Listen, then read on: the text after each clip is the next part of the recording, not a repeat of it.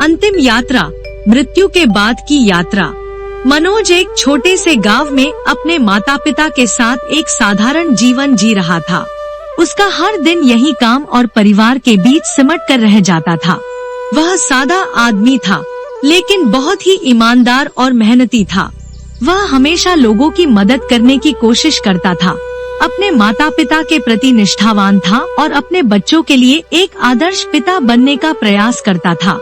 मनोज का जीवन था तो सादा, लेकिन कभी कभी वह सोचता था कि वह क्या हासिल कर रहा है।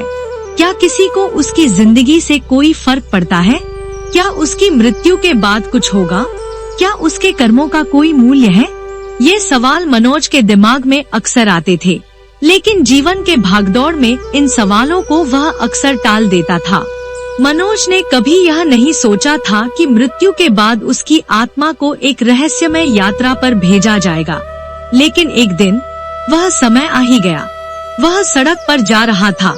अचानक एक तेज रफ्तार गाड़ी ने उसे टक्कर मार दी और मनोज की आत्मा शरीर से बाहर निकल आई। मनोज की आत्मा शरीर से बाहर निकली और उसने देखा कि वह एक रहस्यमय स्थान पर पहुंच चुका था। यहाँ कोई जीवित इंसान नहीं था, नहीं कोई जानवर, बस एक अजीब सी चुप्प थी। चारों ओर हल्की सी धुंध फैली थी और आसमान का रंग नीला था, लेकिन कोई सूरज नहीं था। वह समझ नहीं पा रहा था कि यह क्या जगह है। क्या मैं मर चुका हूँ? उसने अपने आप से पूछा। इतना कहते ही एक आवाज आई। यह आवाज एक देवदूत सिद्धार्थ की थी। सिद्धार्थ, जो एक अन्य लोक से आया था, ने कहा, तुम मर चुके हो मनोज। अब तुम्हारी आत्मा इस स्थान पर आ चुकी है और तुम्हारी यात्रा की शुरुआत हो चुकी है। यात्रा? मनोज ने विस्मय से पूछा। कहाँ जा रहा हूँ मैं? सिद्धार्थ ने मुस्कुराते हुए कहा, तुम्हें अपनी आत्मा के कर्मों का मूल्यांकन करना होगा और यह यात्रा तुम्हें वह समझने का अवसर देगी। यह यात्रा तुम्हारी आत्मा के शुद्धिकरण की शुरुआत है। सिद्धार्थ ने मनोज को एक अद्भुत स्थान पर पहुंचाया, जो कि कर्मलोक था। यह जगह बहुत ही शांत और गहरी थी, जैसे समय ने यहाँ खुद को रुकने दिया हो। यहाँ असंख्य आत्माएं थी, जो अपनी यात्रा पर चल रही थी। हर आत्मा के हाथ में एक किताब थी, जिसमें उनके जीवन के सभी कर्म दर्ज थे, अच्छे और बुरे, बड़े और छोटे, सभी। यह है कर्मलोक, सिद्धार्थ ने कहा। यहाँ हर आत्मा को अपने कर्मों का हिसाब देना होता है। यह जगह आत्मिक न्याय का स्थान है। मनोज को समझ में नहीं आया, लेकिन वह धीरे धीरे कर्मलोक में प्रवेश कर रहा था। उसकी आत्मा के सामने एक विशाल दरवाजा था, जिस पर उसकी आत्मा का नाम लिखा था। यह तुम्हारी किताब है, सिद्धार्थ ने बताया। मनोज ने किताब खोली और उसके सामने उसकी जिंदगी की पूरी कहानी उभर आई। उसने देखा कि उसकी जिंदगी में अच्छे और बुरे दोनों प्रकार के कर्म थे। कभी उसने गरीबों की मदद की थी, कभी अपने माता पिता की सेवा की थी, लेकिन कई बार उसने गुस्से में आकर अपनों को तकलीफ भी दी थी।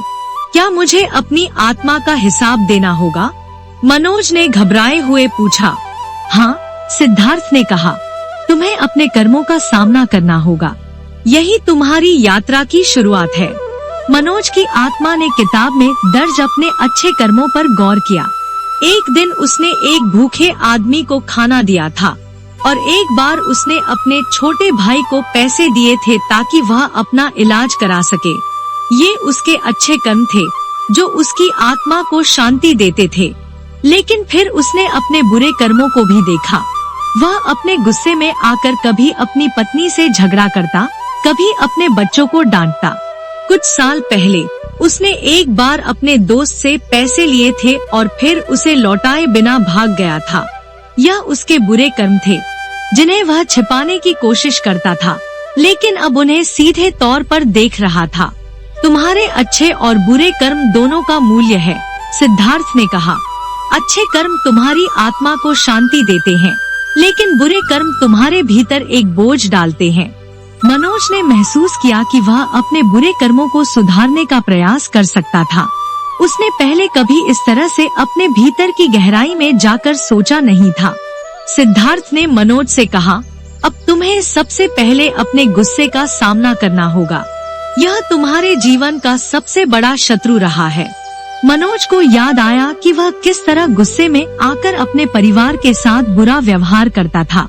वह हमेशा यह सोचता था कि वह सही है, लेकिन वह कभी नहीं समझ पाया था कि उसकी प्रतिक्रिया दूसरों पर कितना असर डाल रही थी। गुस्सा तुम्हारी आत्मा को शुद्ध होने से रोकता है, सिद्धार्थ ने कहा। तुम्हें इसे अपनी आत्मा से निकालना होगा ताकि तुम आगे बढ़ सको। मनोज ने गहरी सांस ली और खुद से यह वादा किया कि वह अपने गुस्से को अपने जीवन से निकालने की कोशिश करेगा। मनोज ने अपने गुस्से पर काबू पाने की शुरुआत की, लेकिन यह कोई आसान काम नहीं था।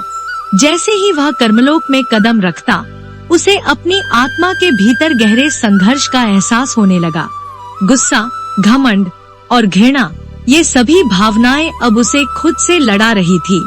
वह समझने की कोशिश कर रहा था कि ये भावनाएं आखिर क्यों उत्पन्न होती हैं और कैसे उन्हें समाप्त किया जा सकता है।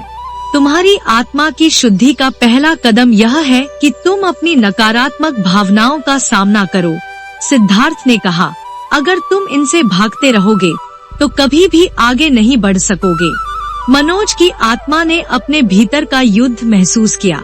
उसे समझ में आ गया कि उसके भीतर की नकारात्मक भावनाएं उसे पीछे खींच रही थी और यही वजह थी कि उसकी जिंदगी में कभी शांति नहीं थी।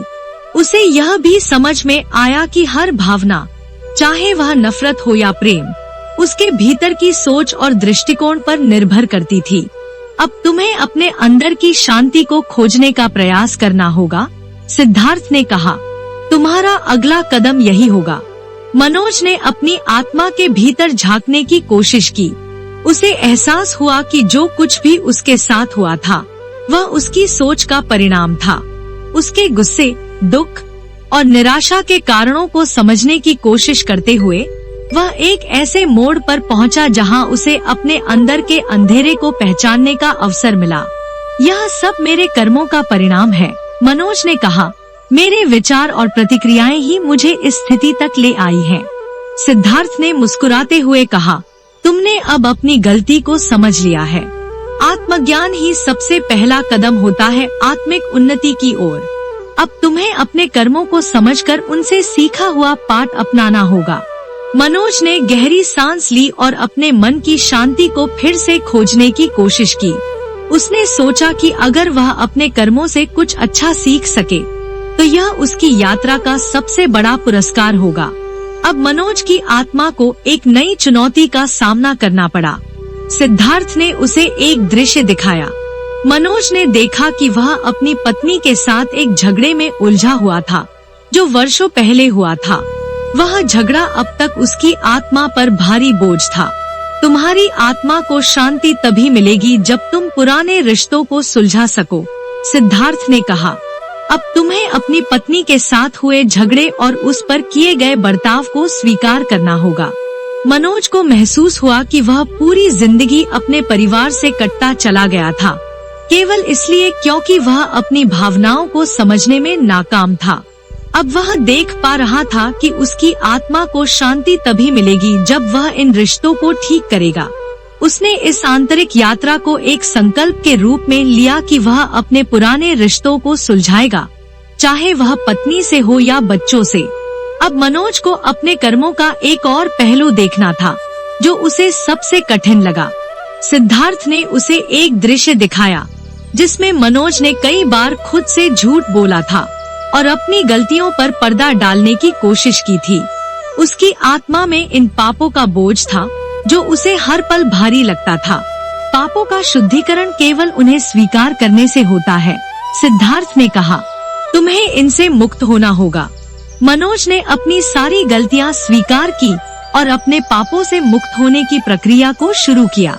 वह जान चुका था कि केवल पश्चाताप और सुधार से ही आत्मा शुद्ध होती है। इस यात्रा के दौरान मनोज ने अपने जीवन के सबसे कठिन दौर का सामना किया था, लेकिन साथ ही उसे एक नई आशा और ऊर्जा का एहसास भी हुआ। अब उसे यह महसूस हो रहा था कि आत्मा की शांति केवल अच्छे कर्मों से नहीं, बल्कि अपने भीतर की गहराई से निकलकर प्रेम, सहानुभूति और समझदारी से आती है। सिद्धार्थ ने मनोज से कहा, अब तुम्हें अपने कर्मों को जीवन के हर पहलू में प्यार और समझदारी से निभाने की आवश्यकता है। यह तभी संभव है जब तुम अपने दिल को पूरी तरह से शुद्ध कर सको। मनोज ने अब पूरी तरह से अपने हृदय को खुला किया और अपने परिवार के साथ और पूरी दुनिया से प्रेम की ऊर्जा फैलाने का संकल्प लिया। उसकी आत्मा अब शुद्ध हो चुकी थी और उसे शांति का अनुभव हो रहा था। अब मनोज की आत्मा अपने अंतिम मोड़ पर थी। सिद्धार्थ ने उसे बताया कि हर आत्मा की यात्रा अलग होती है, लेकिन सभी का उद्देश्य एक ही है, आत्मिक शांति और उन्नति प्राप्त करना। मृत्यु के बाद यह नहीं कि अंत है, बल्कि एक नई शुरुआत होती है। सिद्धार्थ ने कहा, तुम्हारी यात्रा को समझकर तुम अगले जन्म में एक नई दिशा पा सकोगे।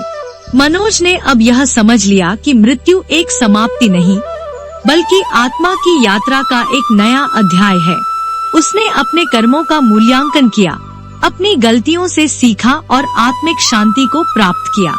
अब मनोज की यात्रा समाप्त होने के करीब थी। सिद्धार्थ ने उसे बताया कि उसके अच्छे कर्म और आत्मिक शुद्धता के कारण उसे एक नई शुरुआत मिलेगी। वह अगली बार एक बेहतर जीवन जी सकेगा, जहां उसे फिर से एक मौका मिलेगा अपने कर्मों को सुधारने और शांति प्राप्त करने का। तुम्हारा पुनर्जन्म एक नई शुरुआत है, सिद्धार्थ ने कहा। अब तुम्हें वही विकल्प मिलेगा जिसे तुम अपने अगले जीवन में बेहतर तरीके से चुन सको।